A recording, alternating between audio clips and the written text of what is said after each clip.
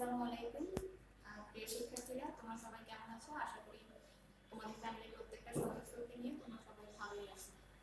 তো আমি সাইকে আছি না, মেকানিক্যাল টেকনোলজি ও পলিটেকনিক ইনস্টিটিউট থেকে বলছি।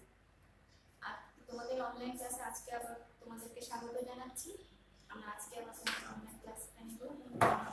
আজকে অনলাইন ক্লাসটা তোমাদের মেকানিক্যাল প্রথম বর্ষের জন্য মেকানিক্যাল ইঞ্জিনিয়ারিং ম্যাটেরিয়ালস এর বিষয়টা হচ্ছে 670 on 3। আজকে তোমাদের সাবজেক্ট কি? Mechanical engineering materials 670 on 3। এটা হচ্ছে বিষয় করবা সাবজেক্ট মেকানিক্যাল প্রথম বর্ষের জন্য। আমি গত ক্লাসে একটু তোমাদের লৌহ ধাতু এবং সংকট ধাতু এইটার নিয়ে একটু আলোচনা করছিলাম, যে যেটা আমরা লৌহ ধাতুটা নিয়ে একটু আলোচনা করছি। আজকে আমরা ওই দিকটাই আরেকটু আলোচনা করবো, যাতে ওই চ্যাপ্টারটা আমাদের আর কিছু কোশ্চেন যেগুলো আছে সেগুলো তোমরা সলভ করতে তোমাদের সুবিধা হয় সেজন্য। তো গত ক্লাসে আমি বলছিলাম যে লৌহ ধাতু কত প্রকার ছিল। লৌহ ধাতু 4 প্রকার। একটা হচ্ছে পিগ আয়রন বা পিগ লোহা, পেটা লোহা, ঢালাই লোহা এবং ইস্পাত। তো এখন আমরা জানবো যে এই যে পিগ আয়রন, পেটা লোহা, ঢালাই লোহা এগুলো কাকে বলে বা কিভাবে আসে, কোনভাবে আসে, কি রকম করে সেইটা। তো আমরা ফার্স্টে যাই হচ্ছে পিগ লোহা। ফার্স্টে আমরা যাচ্ছি হচ্ছে পিগ লোহা। পিগ লোহাটা কি?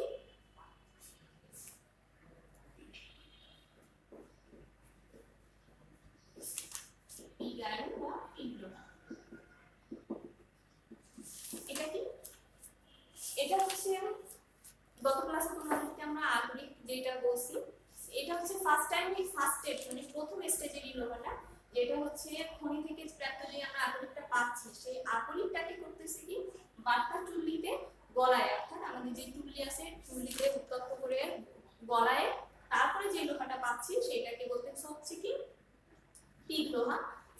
মানে এটা হচ্ছে প্রাথমিক যেটাই, সেটা যে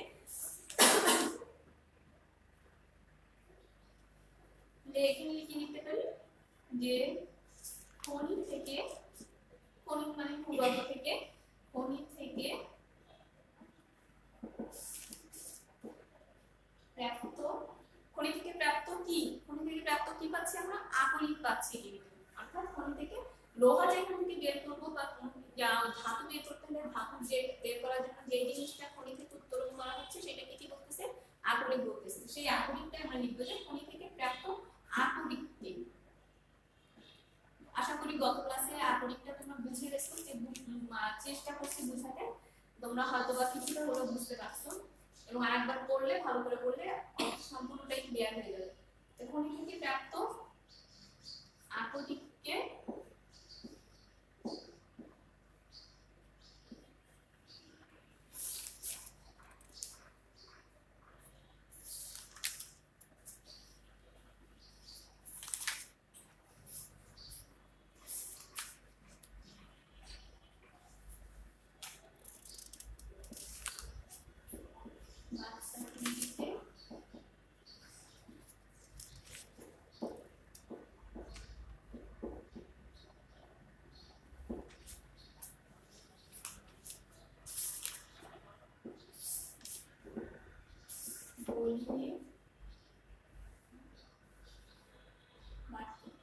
গলিয়ে যে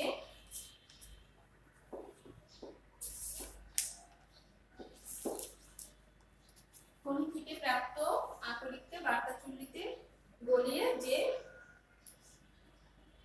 অবিশুদ্ধ লোহাটা পাওয়া যায় ওটাই হচ্ছে পিগ লোহা।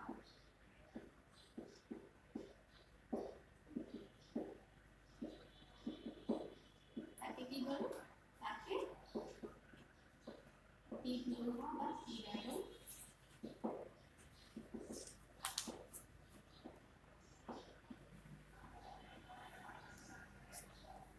খনি থেকে প্রাপ্ত আকরিককে বার্তা চুল্লিতে গলিয়ে যে অবশিষ্ট লোহা পাওয়া যায় তাকে পিগ লোহা বা পিগ আয়রন বলে। অর্থাৎ আমরা খনি থেকে কি উঠাচ্ছি, কি উত্তোলন করতেছি? আকরিক উত্তোলন করতেছি, তাই না? আমি কিন্তু গতদিন তোমাদের আকরিকের যে লোহার কি কি আকরিক সেটাও বলছি, যে লোহার থেকে লোহার কি কি আকরিক আমরা পাচ্ছি, হেমাটাইট, ম্যাগনেটাইট, আয়রনটাইট, ফেরাইট এগুলো। তো এখন ওই আকরিকগুলোতে যে লোহার যে আকরিকগুলো আছে সেই আকরিকগুলোকে কি করতেছি? খনি থেকে উত্তোলন করা হচ্ছে। এবার ওই আকরিকগুলোকে আমরা বার্তা চুল্লি নামক একটা চুল্লিতে, একটা চুল্লি আছে যে চুল্লিটার নাম নাম হচ্ছে বাপ্পা চুল্লি। এবং এই চুল্লির কাজটা কি, ওই ওই আকরিক গুলোকে ওই চুল্লির ভিতরে দেওয়া হয়, দেওয়ার পরে আকরিকের যেই ধাতু বলগুলো থাকে, লোহা আকরিক থেকে যে অপদ্রব্যটা বের করতেছি সেটাকে কিন্তু আমরা কি বলতেছি, খনিজ মল বলতেছি। অর্থাৎ আকরিক থেকে অপদ্রব্য বের করার পরে এই আকরিকটাকে কি করা হচ্ছে, বাট্টা চুল্লিতে দেওয়া হচ্ছে। বাট্টা চুল্লিতে দেওয়ার পরে আমরা মনে করলাম হেমাটাইটটা দিলাম। এবার হেমাটাইট থেকে যে অপদ্রব্যগুলো থাকতেছে সেটাকে কি বলতেছে হচ্ছে ধাতব আকরিক। আকরিক থেকে অপদ্রব্য যেটা বের করা হচ্ছে সেটাকে বলা হচ্ছে খনিজ মল, অর্থাৎ সেটা খনি থেকে করা হচ্ছে, খনি থেকে বের করে তাকে আমরা আকরিক পাচ্ছি। এবার যে আকরিকটা পাচ্ছি, মনে করো আকরিকটা পাচ্ছি হেমাটাইট, সেই হেমাটাইট থেকে যে অপদ্রব্যগুলো আছে লোহাটাকে বের করার জন্য, সেই লোহা থেকে বের করার জন্য যে অপদ্রব্যগুলো আমরা বের করতেছি সেগুলোকে বলতেছি হচ্ছে ধাতু মল। এবার এই অপদ্রব্যগুলো বের করে এটাকে শোধন করার জন্য আমার লোহা পাওয়ার জন্য হচ্ছে সেটাকে করতেছি কি বাপ্পা চুল্লিতে গলানো হচ্ছে। গলানোর পরে আমরা কি পাচ্ছি, অবশিষ্ট একটা পিগ আয়রন পাচ্ছি। অর্থাৎ এই পিগ আয়রনটা কিন্তু আমরা কার্যক্ষেত্রে এটা ব্যবহার করতে পারি না, কারণ এই পিগ আয়রনটা বাপ্পা চুল্লি থেকে যখন আমরা বের করি তখন একটা পিন্টু বা দলা আকারে থাকে। এটা আমরা স্বাভাবিক জীবনযাপনে বা কার্যক্ষেত্রে এই আয়রনটা আমরা ব্যবহার করতে পারি না। পরবর্তীতে নেক্সট এই পিগ আয়রনটাকে আবার পরিশোধন করে যে ধাতুগুলো লোহা পাওয়া যায় সেটাকে আমরা ব্যবহার করতে পারি। তো এবার নেক্সটে যাই, নেক্সটটা হচ্ছে ফার্স্টে গেল পিগ আয়রন এবং সেকেন্ডে যাই হচ্ছে ঢালাই লোহা। এবার কি করতেছে দেখো, ফার্স্টে গেছে আমরা পিগ আয়রন থেকে এবার হচ্ছে ঢালাই লোহা। ঢালাই লোহা হচ্ছে কি, এই যে পিগ আয়রন, এই পিগ আয়রনের সঙ্গে চুনা পাথর মিশ্রিত করা হয়। পিগ আয়রনের সাথে চুনা পাথর মিশ্রিত করা হয় এবং কোনটা মিশ্রিত করা হয়, পিগ আয়রনটা দেখো, পিগ আয়রনটা করতেছি আমরা বাট্টা চুল্লিতে, কিন্তু এই যখন ঢালাই লোহা করব ঢালাই লোহার সাথে চুনা পাথর মিশ্রিত করা হচ্ছে এবং এটা কিউপোলার চুল্লিতে করা হচ্ছে। তো কিউপোলার চুল্লিতে যখন পিগ আয়রনের সঙ্গে চুনা পাথর মিশ্রিত করা হয় তখন তাকে বলতেছে হচ্ছে ঢালাই লোহা। তাহলে সেটা একটু লিখি।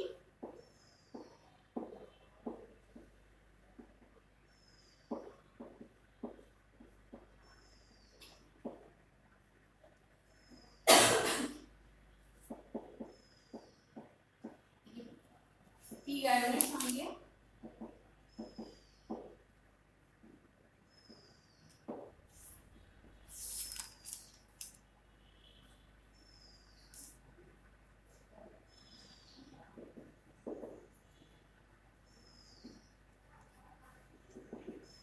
চুনা পাথর মিশ্রিত করে যে লোহাটা পাচ্ছি সেটাই হচ্ছে ঢালাই লোহা।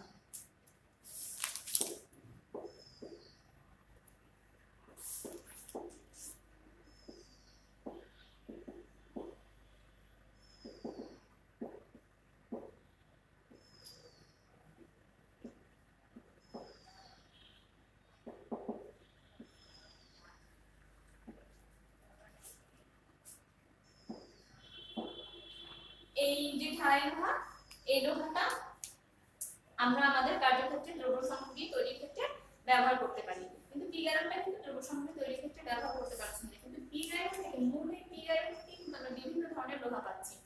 তো এই ঢালাই লোহাটা কিন্তু কিছুটা ভঙ্গুর টাইপের। এবার যাই হচ্ছে কেসে ফার্স্ট কেসে পিগ আয়রন গেল, ঢালাই লোহা করে, এবার আমরা যাই কি পেটা লোহা। পেটা লোহাটা কি,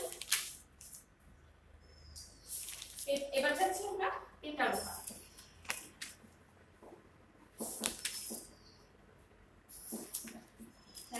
ঢালাই লোহাটা কি করতেছে, কিউপোলার চুল্লিতে পিগ আয়রনের সঙ্গে কিছুটা চুনা পাথর মিশ্রিত করতেছে। আর পেটা লোহা কি, এই এক টাইপের পিগ আয়রন আছে যেটা কিছুটা সাদা ধরনের, সেই সাদা ধরনের পেটা লোহাকে আবার পরিশোধন করে যে লোহাটা সাদা ধরনের পিগ আয়রনকে পরিশোধন করে যে লোহাটা পাওয়া হচ্ছে সেটাকে বলতেছে পেটা লোহা।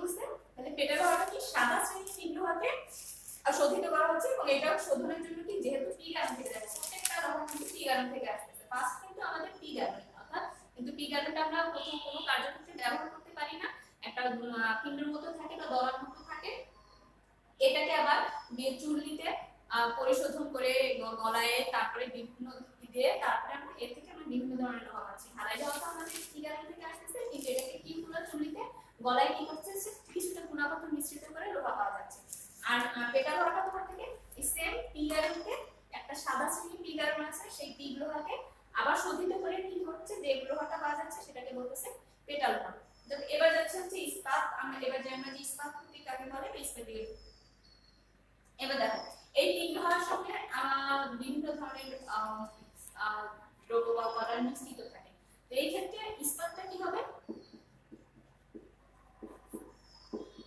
ইস্পাতটা হচ্ছে এই পিগ আয়নে যে কার্বনটা থাকে পিগ আয়নে যে কার্বনটা থাকতেছে সেই কার্বনটাকে দূরীভূত করে যে লোহাটা পাচ্ছি সেটাকে বলতেছে হচ্ছে ইস্পাত এবং এই কার্বনটা দূরীভূত করার জন্য অবশ্যই এটাকে আমাদের একটা চুল্লিতে বা এসে পরিশোধন করা লাগতেছে তাহলে মানে শোধন করা লাগতেছে তো এখানে কি বলবো যে পিগ আয়নে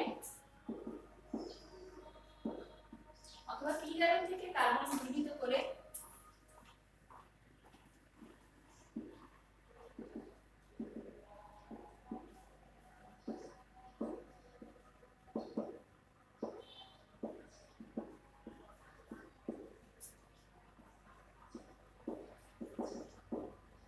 যে লোহা পাওয়া যায়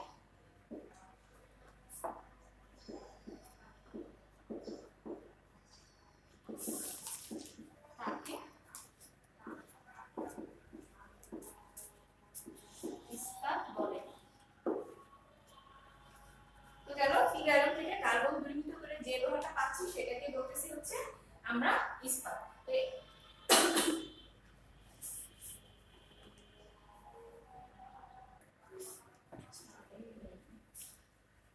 তো আমরা গেলাম যে চার প্রকারের লোহা আশা করি চার প্রকারের লোহাটা তোমরা বুঝতে পারছো লোহাতে কোথা থেকে কিভাবে আসতেছে আকরিক থেকে আকরিক আসতেছে আকরিক লোহার আকরিক থেকে পিগ আয়নটা থেকে আমাদের সব প্রকারের লোহা আসতেছে অর্থাৎ ঢালাই লোহা আসতেছে কিগুলো চুল্লিতে গলায় গুণাগত মিশ্রিত করে পেটা লোহাটা সাদা শ্রেণীর পিগ আয়নকে আবার শোধিত করে পাওয়া যাচ্ছে ইস্পাতটা পিগ আয়ন থেকে কার্বন দূরীভূত করে তারপর হচ্ছে ইস্পাত পাওয়া যাচ্ছে তো একবার যদি একটু দেখো তাহলে আমার মনে হয় সম্পূর্ণটা মুখস্থ হয়ে যাবে এবং ভালো করে ব্রেনে গেঁথে যাবে অবশ্যই একবার একটু দেখবা এবার আমরা চলে যাই নেক্সট একটা কোশ্চেনে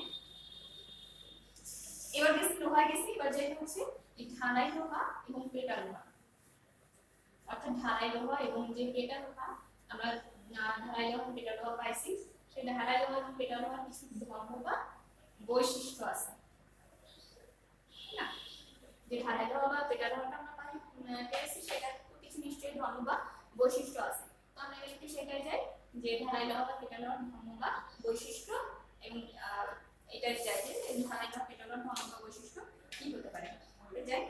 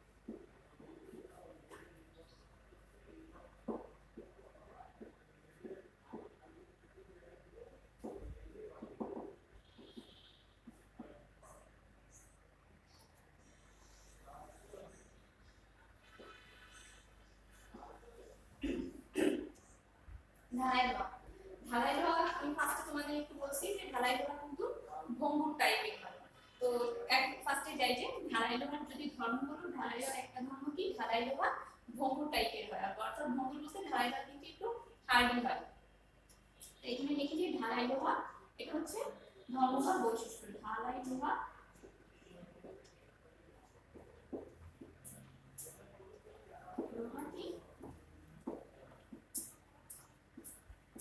ভঙ্গুর। আর পেটা লোহার একটা বৈশিষ্ট্য কি? পেটা লোহার একটা বৈশিষ্ট্য হচ্ছে পেটা লোহা নমনীয়। যে এটা কোশ্চেন আসতে পারে যে ঢালাই লোহা পেটা লোহার ঘন লিখতেছি কিন্তু দুটাকে আমি ডিভাইড করে এভাবে করে একসঙ্গে লিখতেছি। একসঙ্গে লেখার একটাই কারণ যে তোমাদের এই আরেকটা কোশ্চেন আছে যে ঢালাই লোহা এবং পেটা লোহার কি পার্থক্য। তো এই দুইটা আমি একসঙ্গে লিখে দিচ্ছি এই কারণে যাতে তোমরা ঢালাই লোহা এবং পেটা লোহা দুটোর পার্থক্যটাও হয়ে যায়, ঘনের সঙ্গে সঙ্গে এর পার্থক্য দুটোও তোমরা কমপ্লিট হয়ে যায়, সেই জন্য আমি এইভাবে করে লিখতেছি। ঢালাই লোহা ভঙ্গুর এবং এদিকে পেটা লোহা কি? পেটা লোহা কিন্তু নমনীয়। তাহলে তোমাদের একবারে ধর্মটাও হয়ে যাচ্ছে এবং এই দুটো যে পার্থক্য সেই পার্থক্যটাও হয়ে যাবে। পেটা লোহা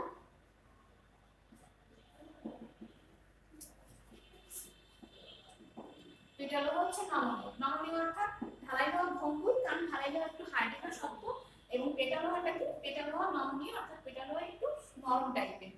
আর তারপরে দুই নম্বরটা কি? দুই নম্বরটা হচ্ছে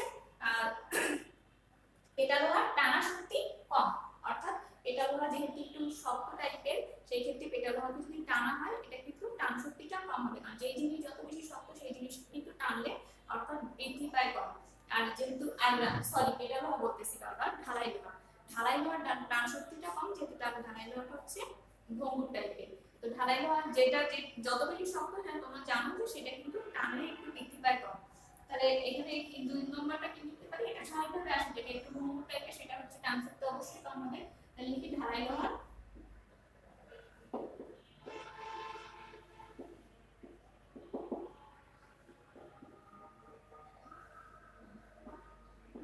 টানা শক্তি কম।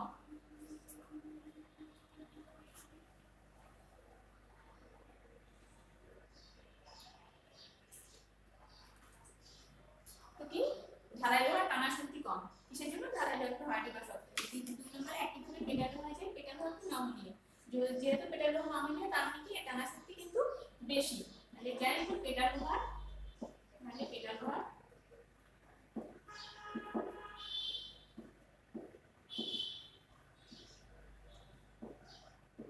শক্তি বেশি, তাই না? এরপরে যাই যে ঢালাই লোহার টানা শক্তি আর টান শক্তি হচ্ছে কি টান শক্তি কম এবং পেটা লোহার টান শক্তি বেশি, তাই তো? তাহলে এর তিন নম্বরটা কি? তিন নম্বরে একটা হচ্ছে যে ঢালাই লোহা কি? ঢালাই লোহা কিন্তু ঝালাই করা যায় না সহজে, অর্থাৎ ঢালাই লোহাটা ঝালাই করা যায় না। তো একটা জিনিস তোমরা একটু চিন্তা করো, কারণ যখন কোনো জিনিস ঝালাই করতে যাই আমরা, তোমরা তো ওয়েল্ডিং সব কিছুই দেখছো, দেখো ওর ঝালাই করতে গেলেই কিন্তু দুটো জিনিস পাশাপাশি যখন আমি রাখবো, এই দুইটা জিনিস যখন আমি পাশাপাশি রাখবো তখন কি যখন এখানটায় ঝালাই করা হবে তখন কি হবে? এখানে কিন্তু এই দুটো একটু গলতে হবে কিন্তু, তাই না? এটা একটু কিন্তু হালকা গলতে হবে। তো নমনীয় জিনিসের ক্ষেত্রে কিন্তু এটা একটু গলে মানে দ্রুত গলে যায় এবং গলে গলে কিন্তু এগুলো ঝালাই করা যায়, কিন্তু যখন জিনিসটা ভঙ্গুর হয় বা একটু শক্ত হয় তখন কিন্তু এই ধাতু দুটো গলতে সময় লাগে এবং সেই ক্ষেত্রে কিন্তু ঝালাই করা বেশ কষ্টসাধ্য হয়ে যায়, অনেক ক্ষেত্রে ঝালাই করাও যায় না। তো সেই ক্ষেত্রে এখানে কিন্তু কি ঢালাই লোহা ঝালাই করা যায় না। আমরা এখন লিখি যে একটা হচ্ছে ঝালাই করা যায় না, এটা নমনীয় যার কারণে কি এটা ঝালাই করা যায়।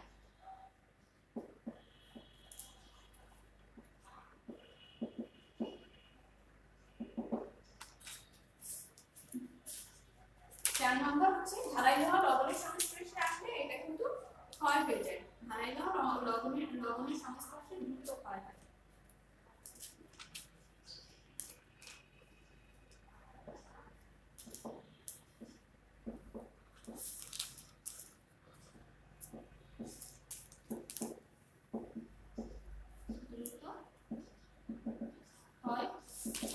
অন্যদিকে পেটা লোহা ক্ষয় প্রতিরোধক।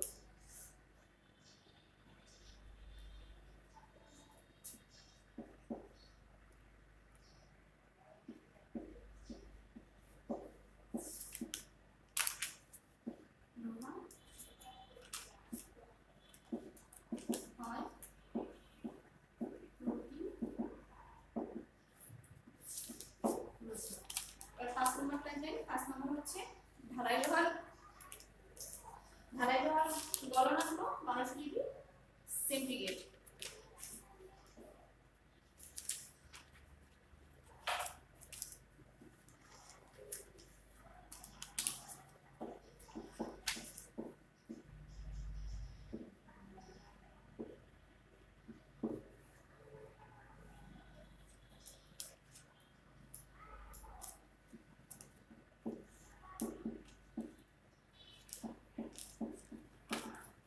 আর পেটা লোহার গলনাঙ্ক 2800 ডিগ্রি ফারেনহাইট।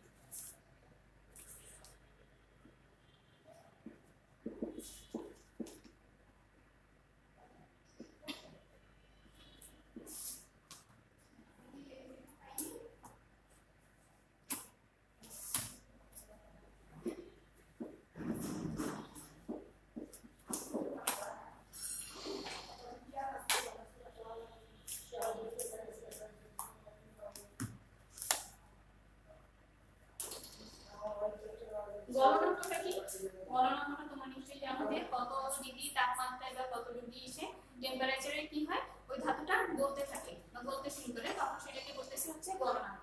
তাহলে পেটা লোহার গলনাঙ্ক হচ্ছে 1200 ডিগ্রি সেন্টিগ্রেড আর ঢালাই লোহারটা হচ্ছে 2800।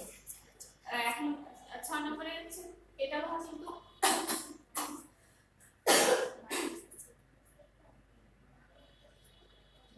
পেটা লোহাতে ঢালাই লোহাতে পেটা লোহা অপেক্ষা কি কম দ্রুত মরিচা করে, আর পেটা লোহাতে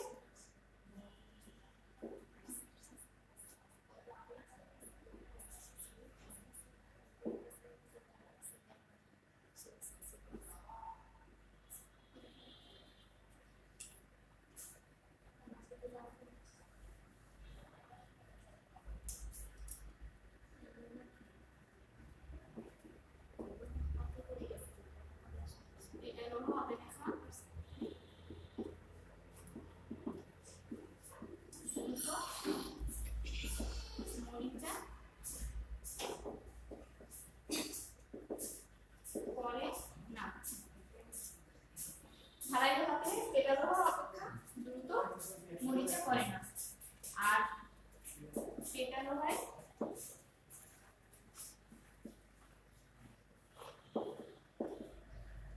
ঢালাই লোহা অপেক্ষা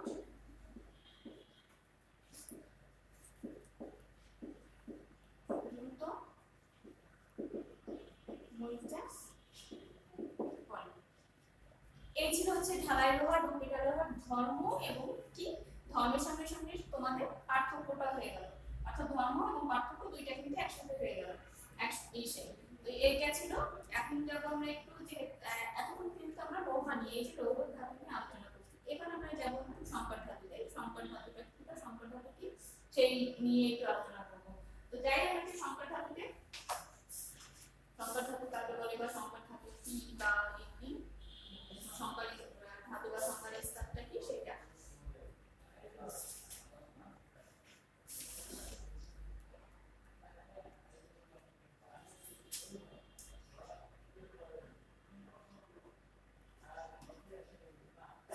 আগে দেখুন।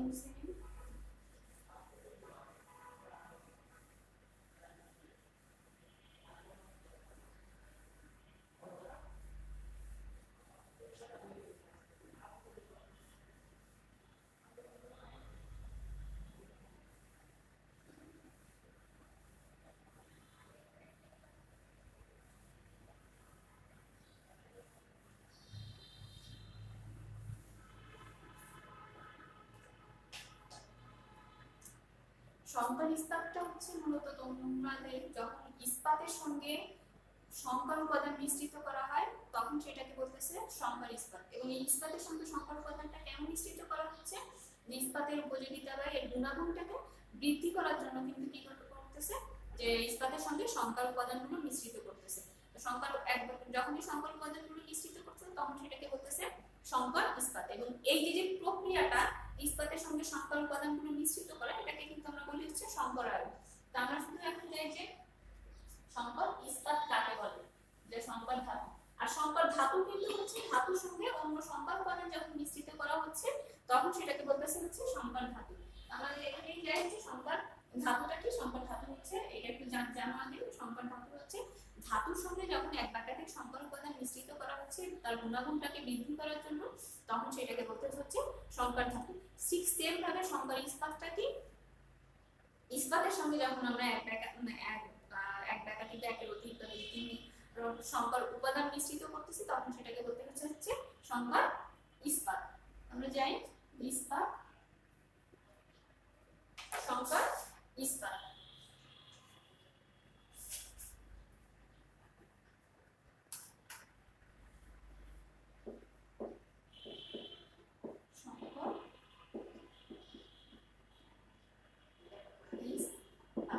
এটা কি হবে সুন্দর জিনিস যে সংকর ধাতু হচ্ছে ধাতুর সঙ্গে এক বা একাধিক সংকর উপাদান মিশ্রিত করা, ইস্পাত হচ্ছে সংকর ইস্পাত হচ্ছে ইস্পাতের সঙ্গে এক বা একাধিক সংকর উপাদান মিশ্রিত করা। এর আগে আমি কি লিখেছি ইস্পাতের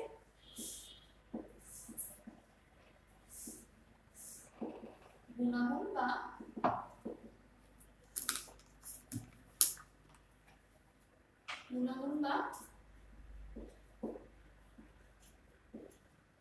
উপযোগিতা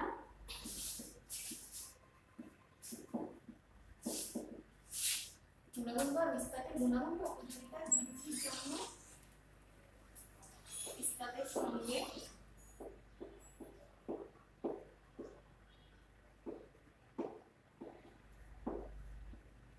এক বা একাধিক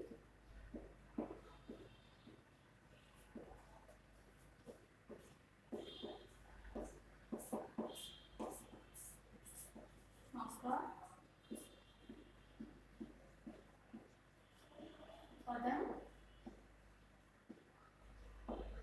মিশ্রিত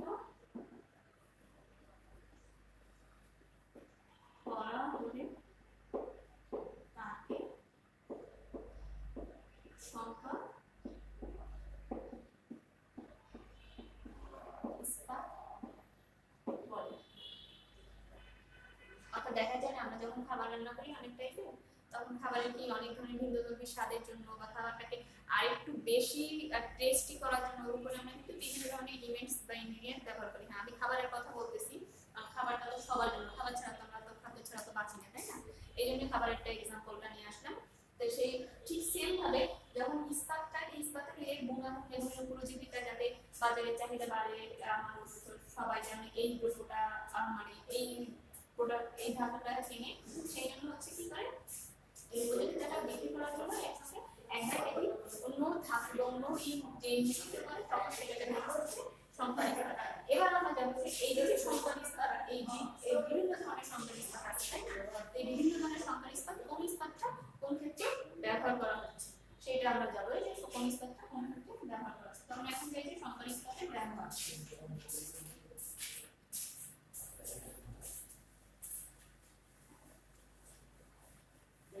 এবার আমরা যাই যে সংকর ইস্পাতের ব্যবহার।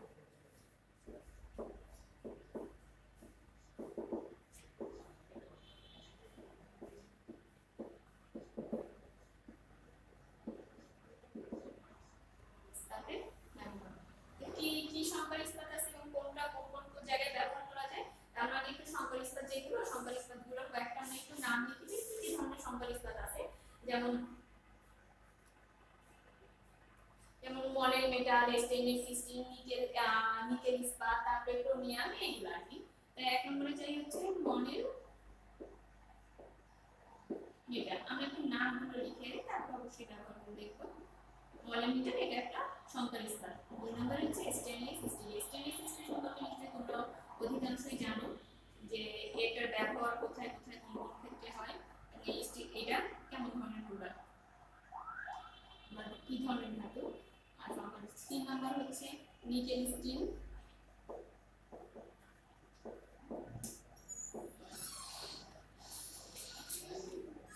4 নাম্বারটা হচ্ছে ক্রোমিয়াম।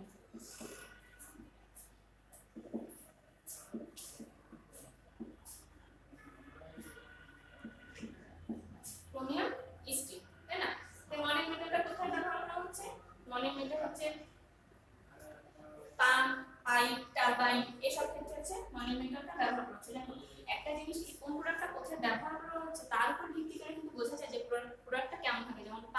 পাইপ, টারবাইন, এইসব জিনিস কিন্তু একটু শক্ত টাইপের, অর্থাৎ হার্ডি হওয়া লাগে। সেই থেকে আমরা বুঝতে পারতেছি যে এই মডেল মেটালটা কিন্তু অবশ্যই একটা শক্ত টাইপের মেটাল, বা এর ভাব সহ্য করতে পারে এবং আঘাত সহ্য করতে পারে, এবং এটা কি অনেক হার্ড, কিছুটা হার্ডি, তাই না? এটা কোথায় ব্যবহার করেছে? পাম্প, একটু লিখি ব্যবহার, পাম্প, পাইপ, টারবাইন ইত্যাদি। 2 নম্বর হচ্ছে স্টেনলেস স্টিল। স্টেনলেস স্টিল সম্পর্কে তোমরা মোটামুটি অনেকেই জানো যে স্টেনলেস স্টিল আমরা নিজেদের প্রায় অনেক বেশিরভাগ ক্ষেত্রে ব্যবহার করে থাকি, যেমন ডাক্তারি ক্ষেত্রে ব্যবহার করা হয়, মানে গৃহস্থলীর কাজে ব্যবহার করা হয়, বিভিন্ন ধরনের তৈজসপত্রের ক্ষেত্রে ব্যবহার করা হয়, যেমন স্টেনলেস স্টিলের কি আছে, ছুরি আছে, চামচ আছে, ডাক্তারি ক্ষেত্রে বিভিন্ন ধরনের ব্যবহার করতেছি। তারপরে আমাদের শিল্প কারখানায় ব্যবহার করা হচ্ছে, মানে মোটামুটি স্টেনলেস স্টিলের ব্যবহারটা কিন্তু আমরা আমাদের চোখে বেশ করে করা হয়। তো আমরা সেটা একটু দেখি।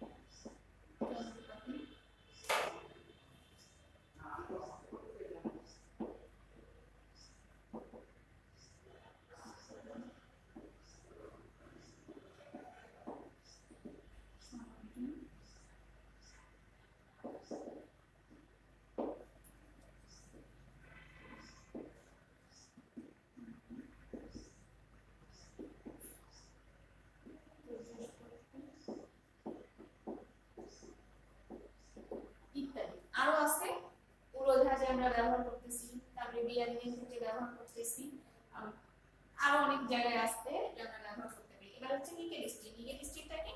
নিকেল স্টিলটা, এবং তোমার স্টেনলেস স্টিল থেকে একটা বিষয় বেশি নোট করতে হবে, যেমন ধরো ডাক্তারি ক্ষেত্রে, বৈজ্ঞানিক যন্ত্রপাতি, গৃহস্থলী সামগ্রী, দৈনন্দিন তোমার তৈজসপত্র, এইসব সামগ্রী যখন আমরা ব্যবহার করি, এইসব সামগ্রী কিন্তু আমাদের অবশ্যই কি হতে হয়? মরিচা রোধী হতে হয়। অর্থাৎ এইসব সামগ্রীগুলো আমরা ব্যবহার করবো, কিন্তু এইসব সামগ্রী কিন্তু মরিচা রোধ করবে না, এমন ব্যবহার করা। তার মানে কি এখানে স্টেনলেস স্টিলের কিন্তু একটা বৈশিষ্ট্য কি, যেমন মলিন মেটালটা কি, এইসব এই জিনিসগুলো আমাদের শক্ত হতে হবে। তো সেই ক্ষেত্রে মলিন মেটাল কি হবে? অবশ্যই ঘাত রোধী হতে হবে, আর আঘাত সহ্য করার ক্ষমতা থাকতে হবে, মেটালের বৈশিষ্ট্য এমন হতে হবে। আর স্টেনলেস স্টিল এসব ক্ষেত্রে এই যে ব্যবহারগুলো দেখতেছে, এখান থেকে বোঝা যাচ্ছে যে এগুলো কিন্তু মরিচা করতে পারবে না। তার মানে অবশ্যই স্টেনলেস স্টিলের একটা বৈশিষ্ট্য থাকতে হবে, সে মরিচা রোধী হতে হবে। এবার যে নিকেল স্টিল, নিকেল স্টিলটা কি? নিকেল স্টিলটা হচ্ছে আমাদের বিভিন্ন এসে ব্যবহার করা হয়, যেমন বয়লার, যুদ্ধজাহাজের প্লেট, এই সব বিভিন্ন জায়গায় ব্যবহার করা হচ্ছে। নিকেল স্টিলটা কি? তাহলে কিন্তু বোঝা যাচ্ছে নিকেল স্টিলটা অবশ্যই ধাতব বা শক্ত এবং ভঙ্গুর টাইপের, অর্থাৎ যে জিনিসটা যত ভঙ্গুর সেই জিনিসটা কিন্তু শক্ত হয়।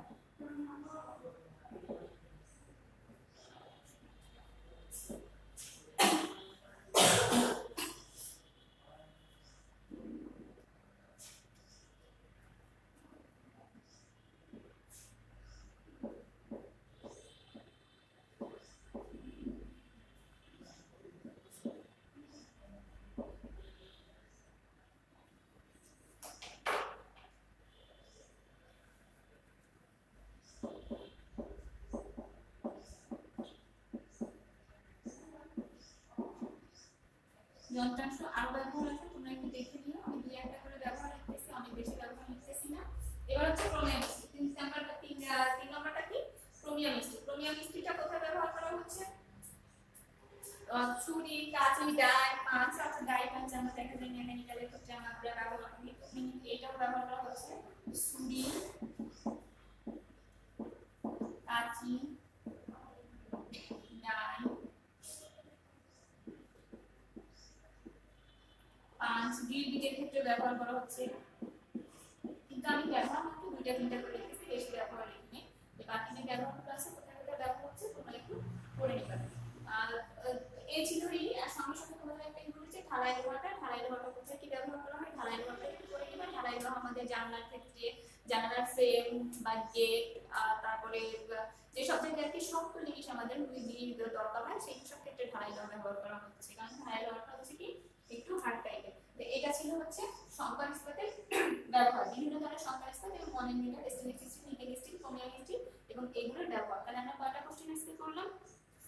যে একটা হচ্ছে কোর্সে হচ্ছে যেসব লোহা ছিল, লোহা লোহা কোন লোহাটা কাকে বলে সেই লোহাটা, যেমন এটা পিগ আয়রন, ঢালাই লোহা, পেটা লোহা আর হচ্ছে ইস্পাত। এবার কোন লোহাটা কিভাবে আসছে এবং কোনভাবে আসছে সেটা।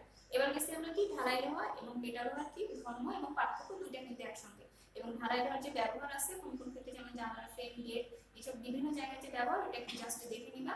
এবার গেলাম হচ্ছে আমরা সংকর ইস্পাত কাকে বলে, অর্থাৎ সংকর ধাতু কাকে বলে, সংকর ধাতু থেকে এবার সংকর ইস্পাত কাকে বলে সেইটা এবং সংকর ইস্পাতের ব্যবহার। বেশি না, মাত্র 5টা থেকে 6টা কোশ্চেন আজকে পড়ানো হলো।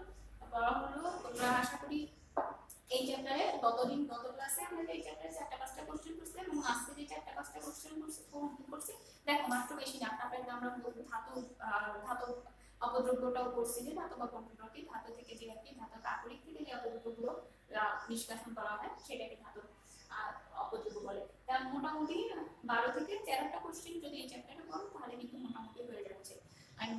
তো আজকের মতো